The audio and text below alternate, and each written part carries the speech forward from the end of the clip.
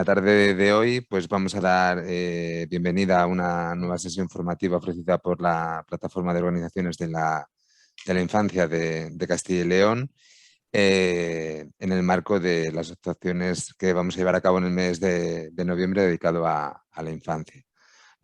Agradeceros la deferencia que habéis tenido en participar. Y sobre todo a la persona que nos acompaña hoy, que nos va a hablar sobre la prevención contra la violencia a la infancia en entidades deportivas.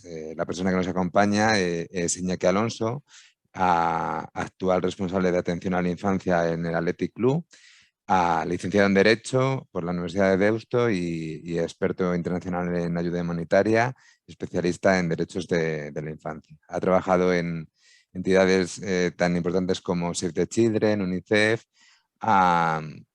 y aparte ha sido coordinador deportivo en el fútbol femenino. Y desde abril del 2019 se incorporó al Athletic Club en el área de protección al menor. Yo creo que bueno, para todas las personas que trabajamos con infancia, con juventud y además a los que somos futboleros, pues esta tarde pues apunta a maneras. Os recordamos que esta webinar va a ser grabada para luego, bueno, pues difundirla en redes sociales y que todas las personas que quieran puedan participar o puedan verla. Y bueno, somos muy poquitos, la verdad que a ver si la gente se va animando y entra alguna persona más. Entonces, bueno, yo no sé, Iñaki, si quieres que las preguntas sean al final, si alguna persona pueda levantar la mano y preguntarte, eso un poco lo dejamos a tu criterio. No somos muchos, la verdad. Muy bien, nada, pues bueno, lo importante es lo importante es que estamos, ¿no? Sí, eso es. Nada, agradeceros a la plataforma la posibilidad bueno, de hablar, ¿no? Sobre esta temática. Eh, Creo que es muy importante que sigamos ganando espacios en esta materia y fundamentalmente sigamos intentando relacionar lo que significa la protección a infancia en el deporte o la aplicación práctica de la protección a infancia en el deporte. Y en ese sentido, pues bueno, voy a ver si os doy alguna clave o algunas pinceladas y luego posteriormente pues me podéis preguntar sobre ello o cómo lo veis o cualquier cuestión, ¿no? Voy a intentar ser también relativamente breve en cuanto a la exposición para que compartamos solo las claves y a partir de ahí pues reflexionemos de manera conjunta, ¿no? Todas las personas que estamos acá. Me decís si se puede ver, creo que sí, ¿no? Eh, A ver, sí.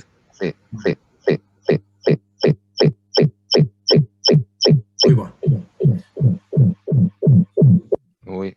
Sí, se oía un ruido como de música moderna, ¿no? Bueno, programa Terpe del Athletic Club. Nosotros tenemos desde hace 2 años y medio, prácticamente tres, un programa de protección a la infancia en el deporte que se llama Terpe. Terpe significa refugio en euskera y de alguna manera queríamos hacer significar lo que para nosotros es relevante que se encuentre un niño o una niña que va a practicar deporte en una entidad deportiva, ¿no?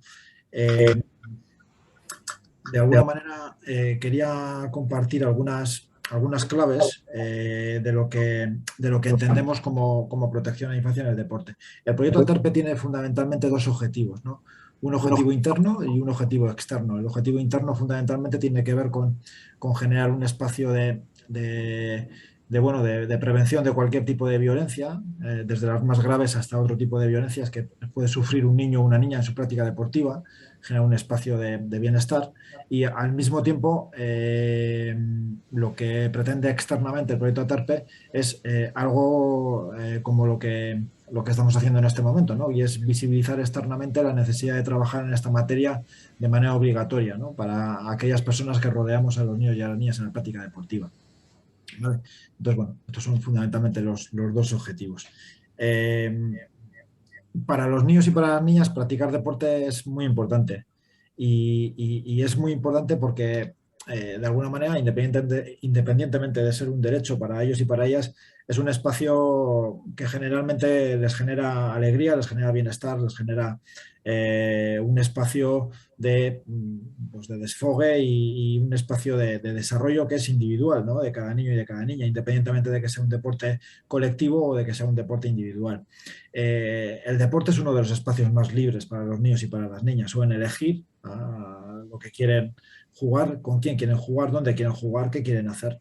Y por lo tanto, siendo uno de los espacios tan libres para los niños y para las niñas, el impacto que puede suponer una conducta de desprotección es muchísimo mayor, ¿no?, que el que pueden recibir en otros ámbitos teóricamente protectores. Por eso yo siempre equiparo a lo que es la práctica deportiva con lo que es el ámbito educativo y con lo que es el ámbito familiar, ¿no? Son los tres ámbitos donde los niños y las niñas pasan más tiempo, donde emplean el tiempo, ¿no?, que tiene el día para desarrollarse, y a veces pues el tiempo lo emplean no de manera homogénea, sino que dedican incluso más a la práctica deportiva o al ocio, ¿no?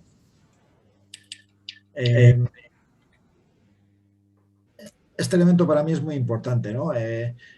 Normalmente solemos entender a los niños y a las niñas como, como niños y niñas deportistas, como potenciales figuras del futuro, como potenciales deportistas o como deportistas incluso del presente, ¿no?, con su desarrollo, independientemente de la edad, de la categoría y el deporte al que están practicando, independientemente de que sea un equipo competitivo o independientemente de que sea un equipo amateur, pero los niños y las niñas, como cualquier persona, pues tienen muchísimos más ámbitos donde desarrollarse y donde probablemente tienen situaciones de problemática, tienen situaciones de dolor, tienen situaciones o de preocupación o tienen situaciones de mejora, no lo sé, ¿no? Tienen otros ámbitos donde se desarrollan mucho más allá del deportivo, por ejemplo, pues el ámbito educativo, el ámbito familiar, los amigos, las amigas, las relaciones, sus preocupaciones, su futuro. Y por lo tanto, si solamente concebimos al niño o la niña como deportista que está practicando un deporte en un momento determinado, insisto, sea el deporte que sea la categoría que sea el club en el que sea, pues vamos a fijarnos única y exclusivamente en sus condiciones deportivas, y más allá de que las desarrolle en un mayor o menor medida, lo que va a suceder es que probablemente nos olvidemos, ¿no?, de esos otros ámbitos que también necesitan ser desarrollados al mismo tiempo, ¿no? Por eso es lo que supone partir de una consideración del niño y la niña que practica deporte como sujeto de derecho. Esto es algo que las entidades deportivas tenemos que empezar a ver. Es un niño o una niña que practica deporte, ¿no? No es solamente un deportista o una deportista.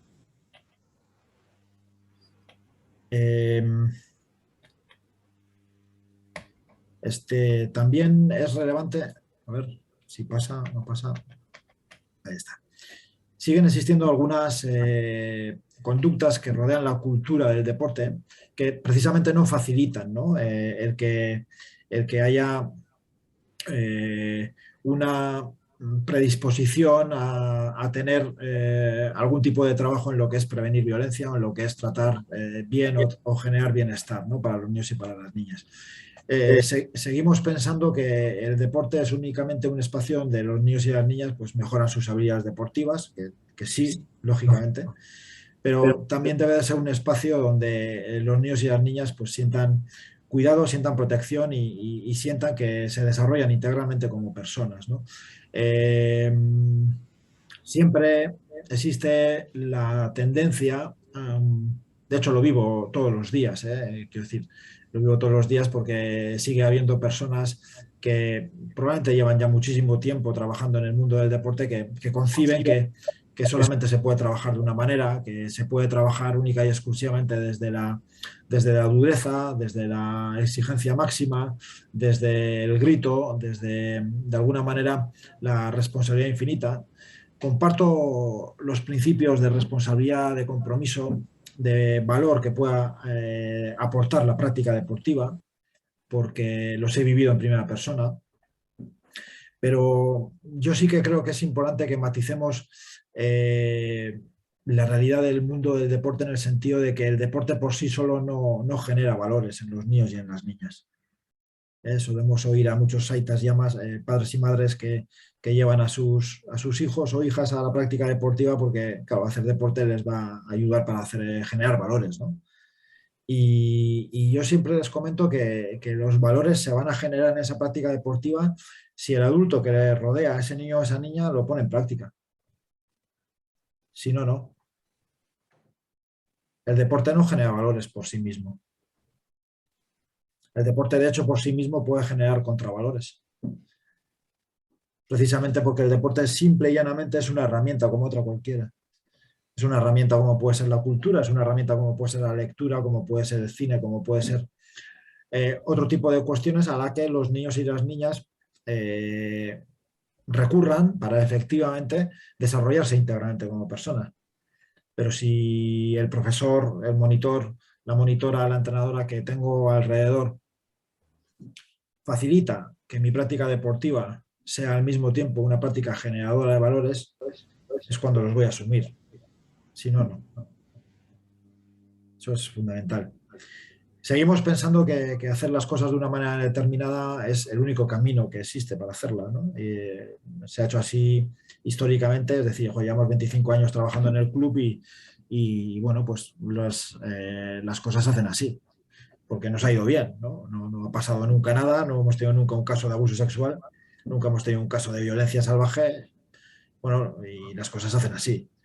Entonces, creo que independientemente de que las cosas se hagan así o de otra manera, desde el punto de vista de protección a la infancia, sí que tenemos que intentar ir aportando poco a poco la idea de que podemos hacer las cosas de otra manera diferente, ¿no? Y que esta manera diferente significa, bueno, pues pensar que tenemos determinadas cuestiones que están normalizadas en el mundo del deporte, determinadas cuestiones que están normalizadas en la relación de los adultos con los niños en el deporte, que las podemos hacer de otra manera, ¿no? ¿De acuerdo? La violencia en el deporte, ¿no? Es evidente la violencia en muchas ocasiones. Pero la gente normal no suele visibilizar los tipos de violencia que tienen un perfil bajo o que se dan en la intimidad.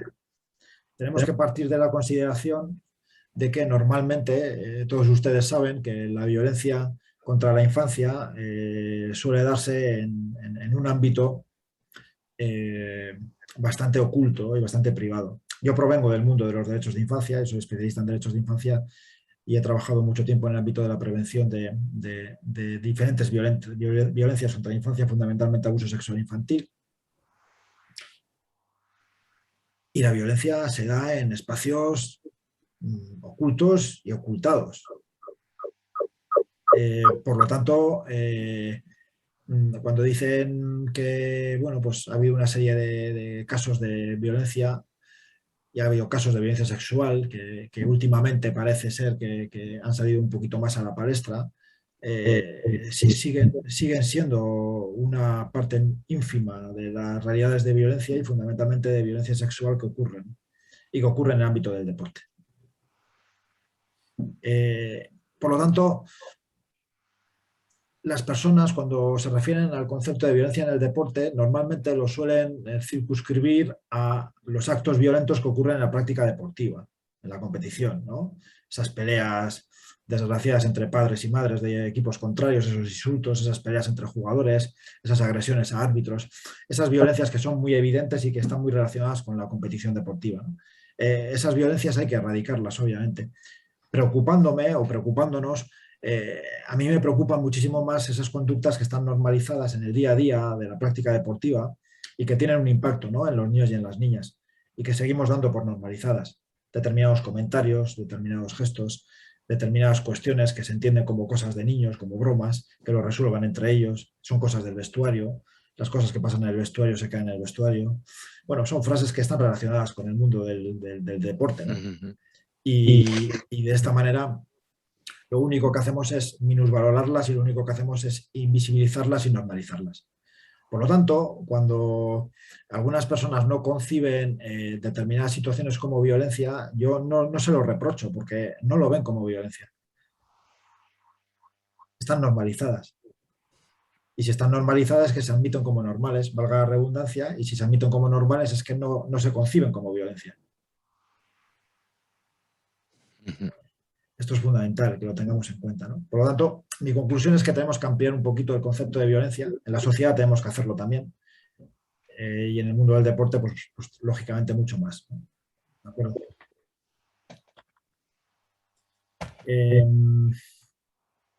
El siguiente de los elementos que para mí es muy relevante tiene que ver con el apellido de la violencia. Es decir, tenemos que prevenir violencia, pero al mismo tiempo tenemos que intentar fomentar buen trato. El nombre es violencia y el apellido es buen trato. Es decir, cuando tenemos que generar bienestar en un niño o una niña que practica cualquier tipo de deporte, por un lado tenemos que prevenir, tenemos que actuar adecuadamente y al mismo tiempo tenemos que tratar bien. Y tratar bien es función también de los entrenadores y entrenadoras. Para mí los entrenadores y entrenadoras y cualquier adulto que rodea al niño y a la niña en la práctica deportiva tiene un rol que va muchísimo más allá de la parte deportiva y es un rol educativo, un rol pedagógico, simple y llanamente. ¿Cuántas veces ustedes siguen escuchando la frase, bueno, yo soy entrenador, yo soy entrenadora, aquí los niños me tienen que venir educados de casa? ¿Perdón? ¿Cómo? Evidentemente no eres un padre, no eres una madre, no eres un profesor, no eres una profesora. Pero tienes una responsabilidad educativa siendo entrenador. Tus niños y tus niñas tienen que mejorar las habilidades deportivas, pero al mismo tiempo pues tienen que sentir que de alguna manera se pueden apoyar en ti si necesitan algo. Digo yo. Pero esto no es culpa solamente de los entrenadores y las entrenadoras, esto es culpa de todo lo que rodea la práctica deportiva, incluidos padres, madres, incluidos dirigentes, incluidos clubes, incluidos federaciones. Aquí incluyo a todo el mundo, esto es responsabilidad de todos. La protección y el buen trato a la infancia en el deporte es cosa de todos, no es cosa de uno o de unos. Cuando menciono mucho al entrenador y a la entrenadora es porque lógicamente tienen el contacto más directo con los niños y con las niñas y probablemente son los que pasan más tiempo con los niños y con las niñas. Pero lo que no pretendo es poner piedras en la mochila de los entrenadores y entrenadoras, que son piedras que deben de ser compartidas por todos los actores. Si un padre o una madre lo único que le preocupa es que el hijo y la hija mejore deportivamente en su espacio deportivo y relega a un segundo plano el trato que puede recibir tanto sus hijos como sus compañeros, pues entonces no va a haber una exigencia para esa entidad deportiva ni para ese entrenador. Porque prefiero estar en entrenamiento viendo cómo entrenan a mi hijo y prefiero que le peguen un grito en la oreja, lógicamente, y prefiero que le peguen un zarandeo porque va a espabilar de esa manera. Y como va a espabilar, le viene bien para el futuro y se va a hacer más fuerte. Claro que sí. Sigue pasando.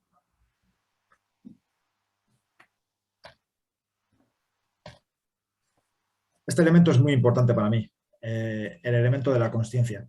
Tenemos que ser conscientes de nuestra responsabilidad. Cuando digo que la protección y el buen trato a la infancia es tarea de todos y de todas, tenemos que ser conscientes de que efectivamente es tarea de todos y de todas.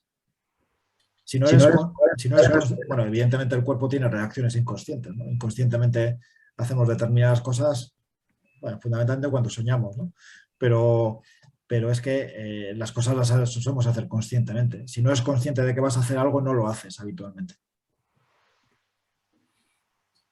En ese sentido, la protección y el buen trato a la infancia tiene que ser una tarea consciente. Una tarea consciente de todas las personas adultas que rodean la práctica deportiva de niños y de niñas.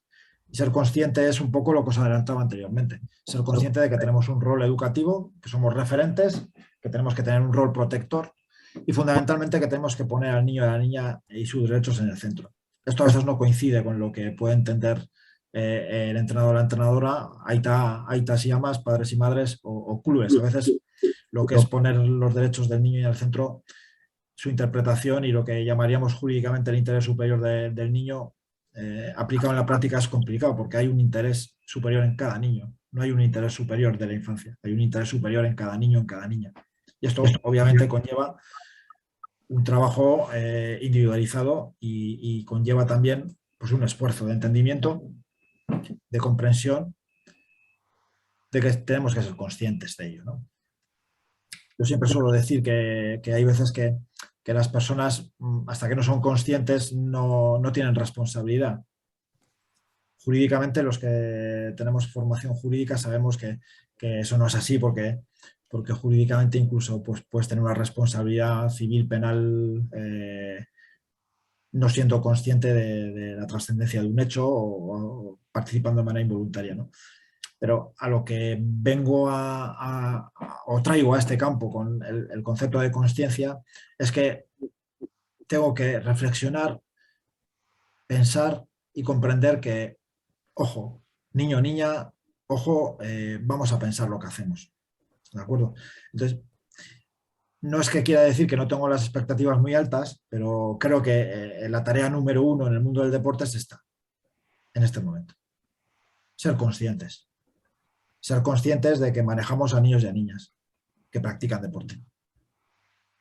Y eso significa simplemente activar un chip, cambiar de chip y decir, ojo, cuidado, tengo una responsabilidad. ¿Eh? Este para mí es la key question en este momento. En algunas sesiones de formación, cuando termina la sesión, algunas personas se vuelven conscientes de algunas cosas o algunos comportamientos que han podido tener en el pasado y de alguna manera se culpabilizan, ¿no? Y yo les suelo decir que no, que lo que tenemos que hacer es simplemente pues que en este momento tenemos que ser conscientes y ya ahora que lo eres, antes no lo eras, asumir que pues, tu responsabilidad y tu compromiso, ¿no? Con el bienestar de los niños y las niñas que practican deporte. Probablemente esa frase o ese comentario que alguno hemos oído, como yo recuerdo aquel niño que entrené hace 12 años o hace 8 años o hace 6 años que tenía este comportamiento determinado y ahora que he estado en estas sesiones empiezo a valorar que guajo, tenía que haber hecho algo porque yo sospechaba que podía suceder alguna cosa en su vida y finalmente no hice nada y ahora me arrepiento, ¿no? Yo les suelo comentar que probablemente en aquel momento no tenía ni la consciencia ni tenía las herramientas para verlo, ¿no? No tenía esas gafas para poder verlo. Pero que ahora, con estas formaciones y con estas reflexiones, ya es consciente. Y si ya es consciente, ahora mismo ya no hay nadie que le libre de qué, de su responsabilidad y de su compromiso. Ahora es cuando yo le digo, si de aquí en adelante lo haces mal, es tu responsabilidad. Porque no has asumido el compromiso con qué, con garantizar el bienestar de la gente con la que entrenas. Ya está. Esto para mí también es clave en este momento.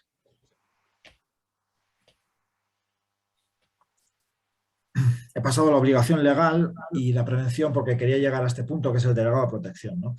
Como bien sabéis, desde hace muchos años, muchas personas e instituciones vienen trabajando por la aprobación de una ley de protección integral a la infancia en el Estado y después de mucho tiempo, este año, finalmente, pues se concretó y ha entrado en vigor la Ley Orgánica de Protección a la Infancia y la Adolescencia frente a la Violencia, ¿no? Una ley integral, una ley orgánica que se supone que visibiliza lo que es al niño y a la niña como sujeto de derecho y visibiliza todos los tipos de violencia, las prevenciones y las actuaciones que tenemos que hacer en cada uno de los campos, ¿no? Y yo me alegro particularmente de que uno de los capítulos, porque lo primero, yo provengo, como os digo, del mundo de los derechos de infancia, entonces venía apretando por esta ley en mi trabajo anterior desde un punto de vista de niños y niñas extranjeros no acompañados, de niños y niñas socioeconómicamente vulnerables, niños y niñas institucionalizados, niñas víctimas de violencia de género, niños víctimas de violencia de género, niñas víctimas de abuso sexual, supervivientes, y veníamos apretando por ahí, ¿no? Pero, lógicamente, ahora desde el mundo del deporte, mi primera reflexión era ¿y dirán algo del deporte o no dirán nada? Y efectivamente hay un capítulo que está dedicado al mundo del deporte y este capítulo que está dedicado al mundo del deporte tiene que ver con bueno, algunos elementos que se van a exigir dentro del mundo del deporte, que fundamentalmente son tres. Son los artículos 47 y 48, en el capítulo 9 de la ley, y vienen a hablar de la existencia de un delegado o delegada de protección a la infancia, cuyo rol fundamentalmente es ir liderando o instaurando paulatinamente una política de protección a la infancia dentro de la entidad deportiva. apoyar, asesorar, ser referente, gestionar casos. Por otro lado, también se exige una formación mínima para los profesionales de las entidades deportivas y, como tercer elemento, lo que se exige es disponer de unos protocolos de actuación para la práctica de reacción adecuada en el caso de que ocurran situaciones de desprotección, ¿vale?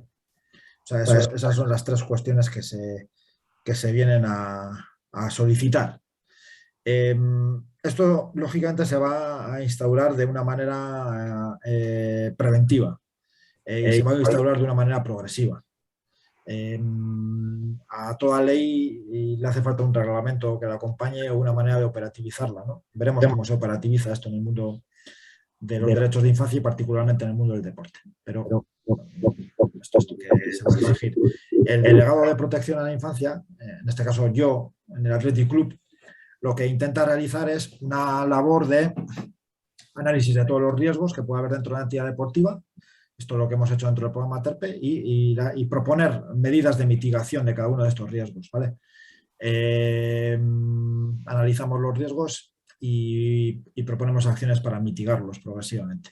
El segundo elemento tiene que ver con formar. Estamos formando al 100% de las personas que trabajan en el Athletic Club en los diferentes departamentos con formaciones específicas para el trabajo que van a realizar, ¿no? Es diferente la formación de un entrenador o una entrenadora que de alguien que atiende los servicios médicos o es fisioterapeuta, de alguien que trabaja en los transportes o en una residencia con niños y con niñas, o de alguien que lleva el marketing o la comunicación, ¿no? ¿Por qué? Pues porque si hay elementos o mensajes comunes, sí que también hay elementos muy específicos que tienen que ver con el día a día y con lo que es el trabajo con la infancia en el día a día del deporte.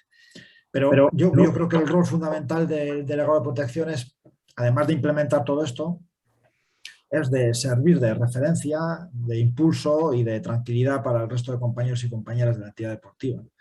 Que un entrenador o una entrenadora te diga, jo, la verdad que no era consciente de esto, pero ahora lo soy, y como lo soy, jo, creo que tengo mucha responsabilidad, pero bueno, como estáis tú o está tu equipo, pues si tengo alguna duda, enseguida te pregunto. Ese es el resumen en la vida del deporte. Y tener ese rol de tranquilidad o ese rol de aportar conocimiento, pues es importante. En nuestro caso concreto, como Athletic Club, además tenemos una particularidad y es que disponemos por nuestra filosofía deportiva especial, tenemos una relación muy estrecha y muy profunda con los clubes deportivos de nuestra provincia, de Vizcaya, y tenemos convenio con el 100% de ellos. Es un convenio de colaboración a nivel deportivo, a nivel financiero, a nivel médico, en el que se le brinda una serie de servicios a estas entidades deportivas. Desde que está instaurado el programa TERPE también se brinda un servicio en esta área. Es decir, si tienen algún tipo de duda, algún tipo de situación, están en proceso de construcción de su política o de alguno de los elementos básicos, les ayudamos y asesoramos, ¿no? Ese también es el rol de... el puesto específico de delegado de protección en Athletic Club, que bueno, pues también tiene sus particularidades, ¿no? Creo que es muy importante el que esta figura de alguna manera sea conocida dentro de la entidad, que sea fomentada, que sea comunicada a todos los grupos que trabajan ahí, ¿no? en la entidad deportiva. Por ir terminando, como os he comentado al principio, el lenguaje de la protección a la infancia que manejáis muchos de vosotros y vosotras como entidades sociales está muy alejado del lenguaje del deporte. El lenguaje del deporte es un lenguaje muy sencillo, muy directo. Yo creo que tenemos códigos para hablar entre nosotros y nosotras, ¿no? Los que jugamos a fútbol, a baloncesto, a tenis, a atletismo. La gente deportista se entiende con gente deportista. El lenguaje de la protección a la infancia, el lenguaje de los especialistas en protección, los especialistas en derecho, académicos, quien redacta las convenciones, quien redacta las leyes, es un lenguaje diferente. Es un lenguaje a veces lejano. Y es un lenguaje a veces que cuesta comprender. Y que cuesta comprender cómo se aplica prácticamente en el ámbito del deporte. Pero también ocurre al revés. probablemente para la gente de la academia, de la universidad, de la legislación, de la protección, el mundo del deporte le suele quedar lejos. Los códigos del deporte le suelen quedar lejos. Y desgraciadamente entre ambos mundos a veces hay un prejuicio. Creo que es fundamental que en el futuro, a corto o medio plazo, existan cada vez más personas expertas en el ámbito del deporte que manejen el ámbito de la protección y viceversa. Que existan personas que puedan participar tranquilamente en un webinar como este y cuando termine puedan ir a un vestuario y se cambien con otras personas y hablen el lenguaje de esas personas y en este webinar hablen el lenguaje de las personas que están. Y de alguna manera que cuando traslademos la protección y el buen trato a la infancia en el deporte, lo hagamos aplicándolo en la práctica, poniendo ejemplos concretos y haciendo partícipes a las personas que viven en el mundo del deporte de que realmente con determinadas acciones que hacen cumplen con los derechos de los niños y de las niñas. Creo que es fundamental. Entonces, ahora mismo yo soy traductor. No soy solo delegado de protección, yo traduzco. Y me siento cómodo en este lenguaje de traducción. Porque cuando eres consciente de que una persona lo entiende, comprendes que tu trabajo tiene sentido. Más allá de beneficiar a un niño o una niña, ¿no?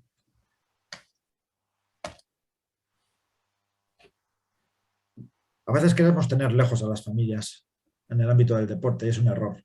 Las familias son parte fundamental, ¿no? del proceso de desarrollo de un niño o una niña. Hay entrenadores y gente que dice que los padres cuanto más lejos mejor. Bueno, a veces sí, pero normalmente no. Y en el ámbito del deporte son un agente fundamental. Los niños y las niñas, la práctica deportiva es de los niños y de las niñas.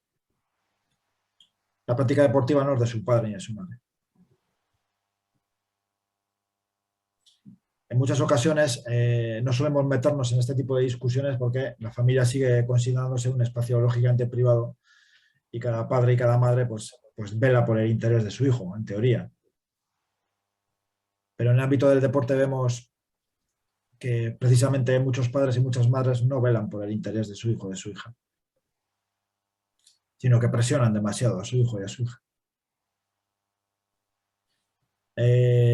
Bueno, pues mientras sigamos manteniendo el status quo de que ayudemos no entre todos o no nos pisemos la manguera, en cualquiera de las dos, pues probablemente entre esos dos extremos está el terreno de juego en el que tenemos que movernos. Tenemos que involucrar a los padres y a las madres haciéndoles comprender que los niños y las niñas tienen derecho a practicar deporte, el deporte que quieran, no el que quieran los padres y las madres. Que tienen derecho a ser lo que quieran en ese deporte, no lo que quieran el padre y la madre.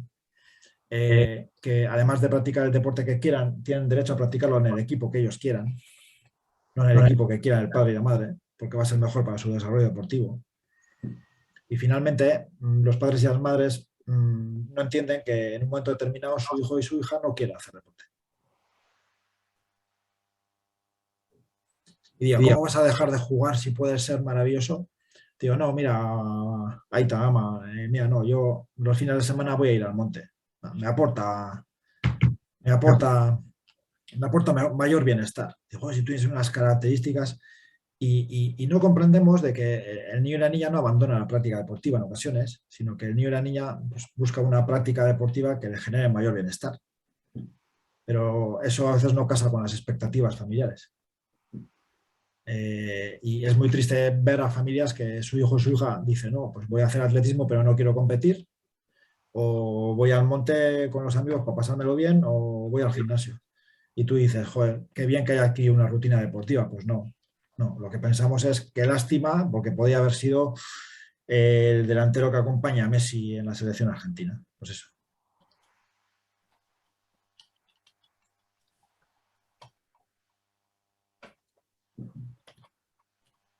Bueno, estas son la infografía que resume un poquito las claves, ¿no? Son 15 claves, que puede haber muchas más, ¿eh? Yo he puesto 15 como puede haber 32, pero quería hacer un repaso por esto. Este es un documento que es público. Además, os lo puedo compartir para quien quiera recibir, tanto el de claves como el de protección de infancia, como otro documento que hemos elaborado sobre la implicación de la Ley de Protección de Infancia en el ámbito del deporte. Es un documento que hemos hecho en el que se habla de los elementos genéricos que obligan a una institución deportiva y los elementos específicos que obligan a una institución deportiva, ¿no?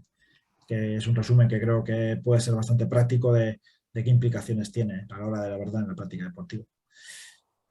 Nada más, cierro diciendo que estamos en un momento inicial, estamos en un momento en el que tenemos que comprender que seguimos visibilizando esta materia como importante y que nos queda un trabajo grandioso por delante.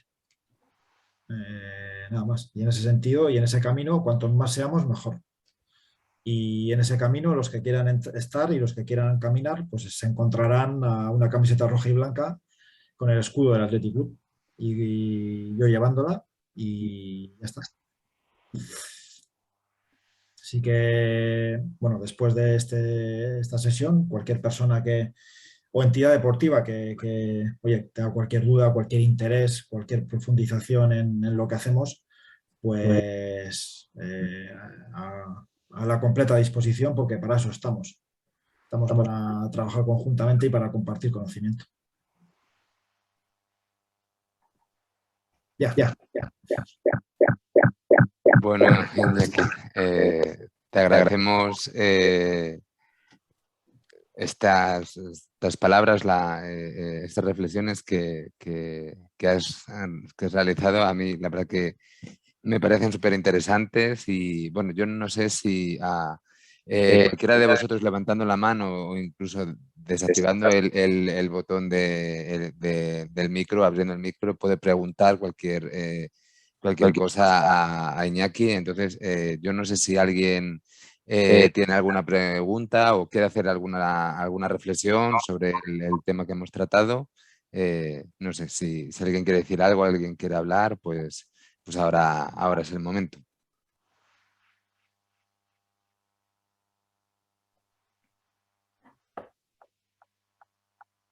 Bueno, pues empiezo yo. En primer lugar, agradecer a Iñaki esta sesión. La verdad es que nos abre los ojos un poco sobre el buen trato a la infancia y las características de las entidades deportivas.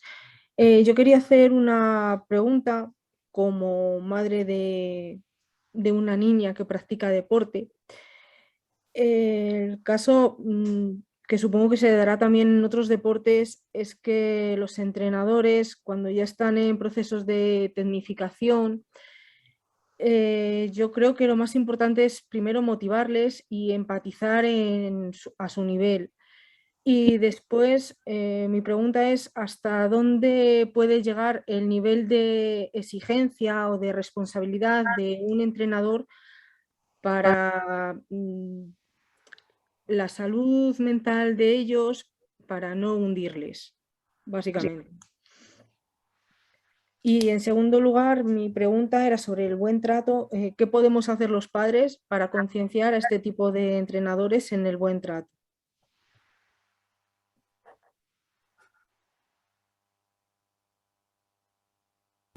Perdón, Nora. Empiezo por la segunda. Lo primero, exigir. O sea, que cuando cuando estés en una entidad deportiva y hagáis la reunión de principio de temporada, supongo que la haréis en cualquier deporte, pues que tú como padre o madre, en este caso, independientemente de preguntar cuánto es la cuota, dónde se compra la camiseta o la equipación deportiva y cuáles van a ser los torneos y en qué categoría va a jugar mi niño, además de todo eso, preguntes por la formación del entrenador que va a tener y preguntes por si tiene algún tipo de herramienta para tratar conflictos o si tiene algún tipo de herramienta en protección y buen trato a la infancia. Cuando suceda eso y la gente que pregunta eso deje de sentirse como un perro verde en esa reunión y cuando suceda que el resto de padres dejen de girar su cabeza para ver quién ha hecho esa chorrada de pregunta, empezará a cambiar la cosa. Porque notarán los clubes una exigencia. Ahora los clubes tienen la exigencia de mi hijo juega más, mi hijo juega menos, Mi hija juega más, mi hija juega menos, en qué categoría va a jugar, si va a mejorar deportivamente, si va a competir y si no compite, qué es lo que pasa. Y como tiene habilidades deportivas, pues igual es mejor que en vez de estar en el equipo de mi barrio vaya a otro. Y entonces, bueno, pues ese tipo de reflexiones que hay que hacerlas con más calma y con más tranquilidad cuando estamos hablando de chavales y chavalas de 9, 10, 11, 12 años, ¿no? O sea, yo te estoy hablando, yo mal haría si desde un equipo que es competitivo como el Athletic Club te diría que no es importante desarrollar al máximo las habilidades deportivas de un niño y una niña. Para mí, puede ser polémico lo que digo, pero bueno, lo voy a decir. Además que creo, como está grabado, pues bueno, alguien lo escuchará y me dará caña. Pero yo creo que tiene tanto derecho un niño o una niña a practicar en un entorno de bienestar, de tranquilidad y de seguridad el deporte que le gusta, tiene tanto derecho como el niño y la niña que tiene talento a desarrollar al máximo sus habilidades deportivas.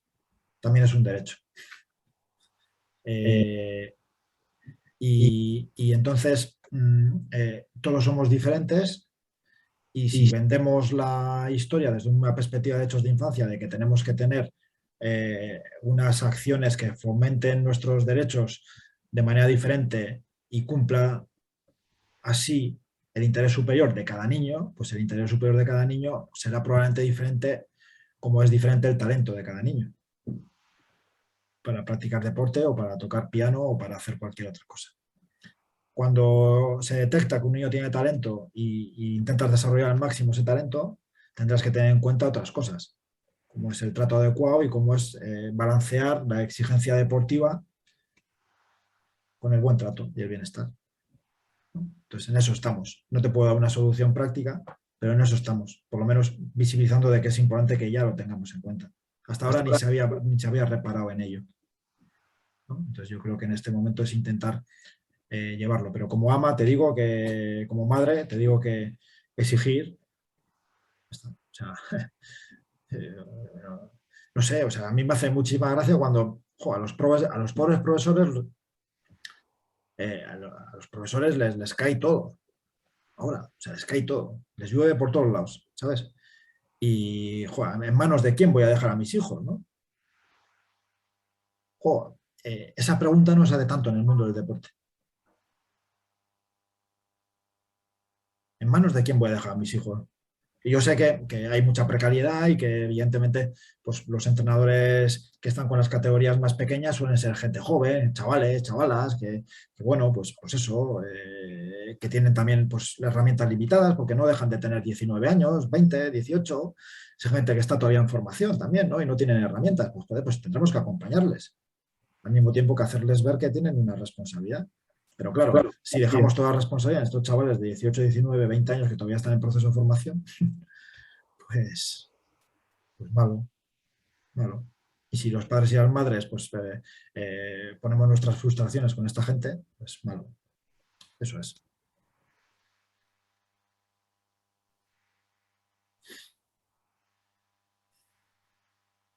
Eladio, creo que Sí, quería preguntar, relacionado un poco con esto, no se ha pensado, no sé si se hace el dar formación a los padres para que aprendan a gestionar, porque hay mucha gente que sí que lo entiende o que tiene habilidades para trabajar esto con los hijos, pero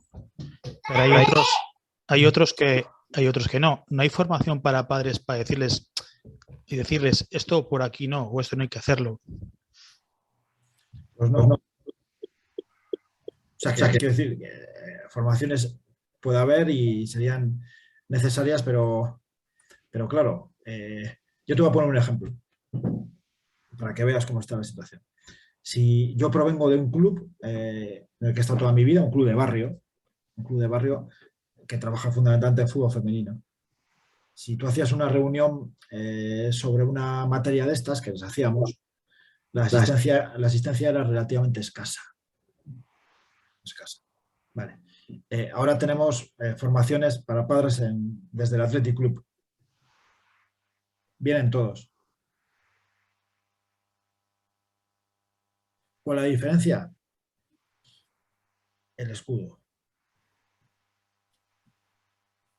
Vienen todos porque es el Athletic Club y esto, como lógicamente, es el sueño que quieren tener todo niño, toda niña de Vizcaya, todo padre y toda madre, pues no es que se entienda como obligatorio, pero se entiende que hay que estar. Todo lo que diga el Athletic hay que estar. Esa es la diferencia.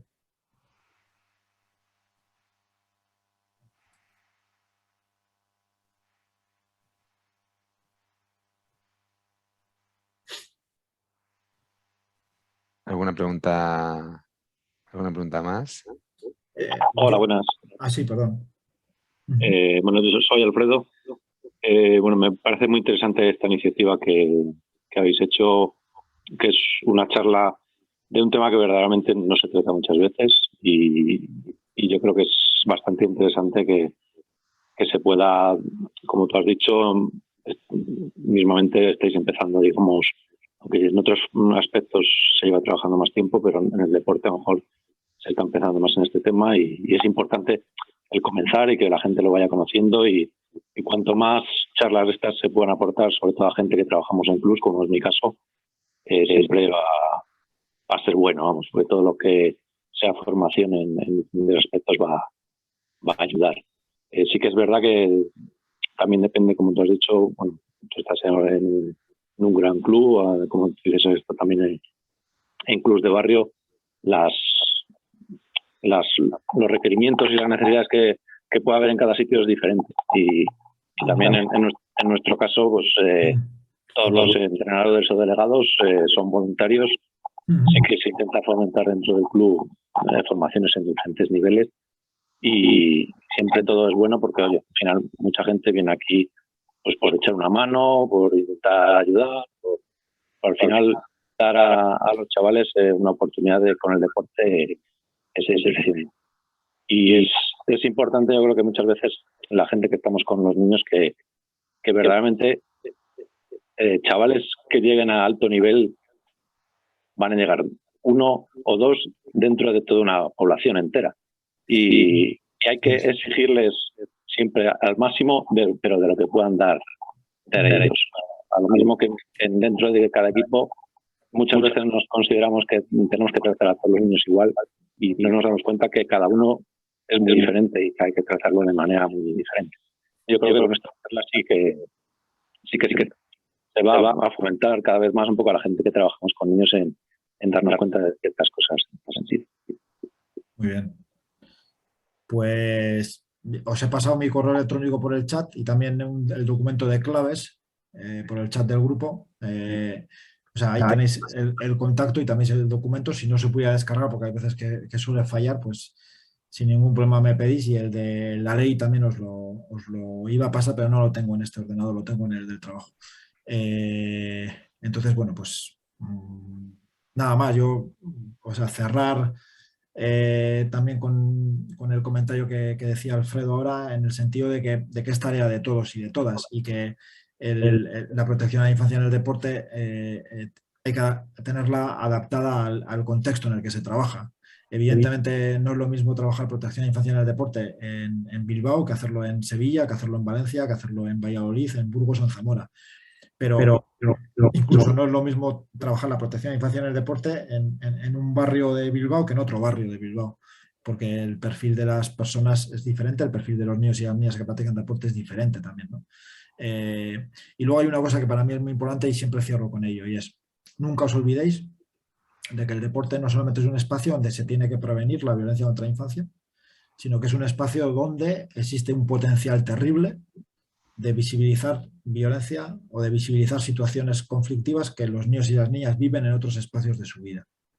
El deporte y los entrenadores, entrenadoras o cualquier adulto que rodea el deporte puede que sea la última tabla a la que se agarre alguien que practica deporte y que no tiene otro lugar donde poder decir o verbalizar lo que está viviendo y lo que está pasando.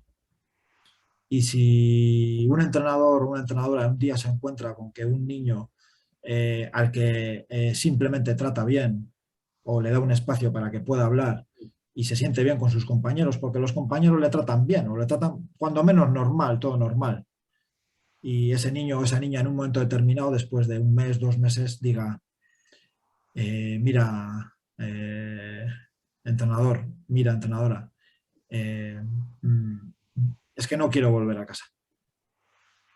Porque cada vez que vuelvo a casa, mi papá y mi mamá se están pegando.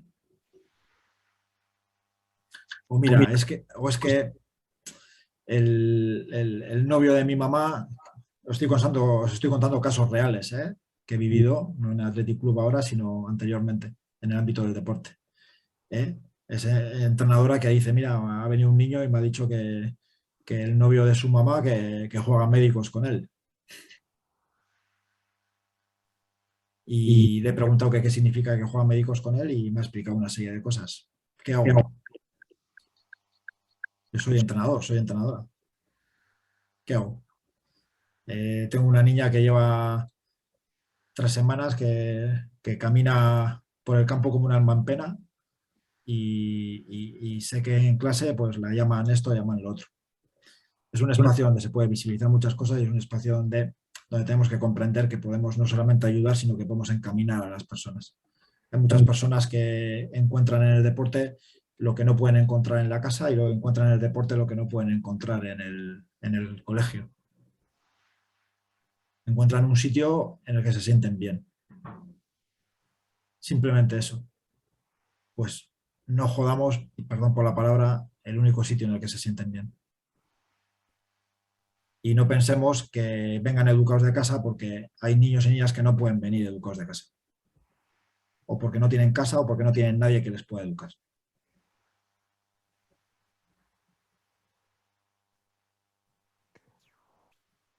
Bueno, Iñaki, la verdad que muchísimas gracias por tu tiempo, por la aportación final que a mí me ha quedado los pelos de punta y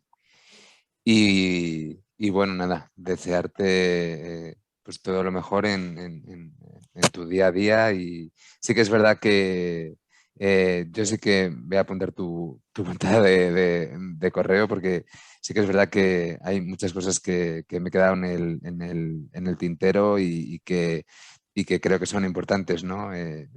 Pues la relación con las administraciones, ya no solo con el resto de los clubes, Sí, ¿no? está Se claro. trabaja con Sí, sí. administraciones. Cuando hablamos de niños, de niñas que están practicando deporte, yo estaba pensando en niños, aparte de los practicantes de deporte, del otro actor que es el niño o la niña que a lo mejor está arbitrando. Si también si hay O tipos entrenando. o entrenando, sí, porque hay muchos niños lo que decía Alfredo, yo en Valladolid hay muchos niños en equipos de barrios que dejan de jugar y comienzan a entrenar porque les gusta y habrás jugado mucho al fútbol, pero el educar es diferente, ¿no? Esa formación. Y también una cosa que me parece muy importante es cuando nos has comentado que son los niños y las niñas que los que tienen que elegir qué deporte y en qué equipo y en qué momento, ¿no? Pero también, no sé, como padre, si cómo acompañarles, para los que hemos hecho deporte y sobre todo deportes de equipo durante toda nuestra vida, mucha buena parte de nuestra vida, cómo acompañar a esos niños, esas niñas a que se introduzcan en el mundo del deporte cuando ves que no les llama mucho, pero a lo mejor porque ellos consideran que no tienen las habilidades, las destrezas suficientes y cómo hacer, cómo conducir a que empiecen en ese maravilloso mundo que es el deporte y sobre todo el colectivo, ¿no? Y el jugar y el divertirse y el aprender y el asumir compromisos. Y hay veces que para los padres es difícil, ¿no? Muchas veces no sabes comportarte cuando llegas, pero otras veces no sabemos ni conducirles para que lleguen, ¿no? Y practiquen deporte. Y a mí eso es un tema que sí que sí, que me gustaría, ¿no? En algún momento pues poder hablar un poquito más de ello. Perfecto, pues lo que sea en esa línea de padres y madres, hay mucho que hablar, en lo que sea con instituciones públicas que rigen el deporte también. O sea, en las instituciones y federaciones que forman a entrenadores también. Hay mucho que hablar y entonces en ese sentido, pues a vuestra disposición para bien cualquier charla, seminario, webinar o el contacto a través del correo electrónico en el momento que queráis. De acuerdo, pues yo no sé si alguien más quiere decir algo o si queréis finalizamos aquí. Muchas gracias. Bueno, pues ha sido un placer y bueno, os encomendamos a todos a las siguientes webinars también. Que el próximo lunes hay una de promoción de buen trato frente a la violencia de la infancia a través de Jessica Rodríguez, que es la responsable del área de gestión de información y conocimiento de FADMI y estará dirigida a familias. Muy bien. Muchísimas gracias y a vosotros. Bueno, un saludo. Muy bien. Muchas Gracias. gracias. Agur, agur. Agur. Muchas gracias.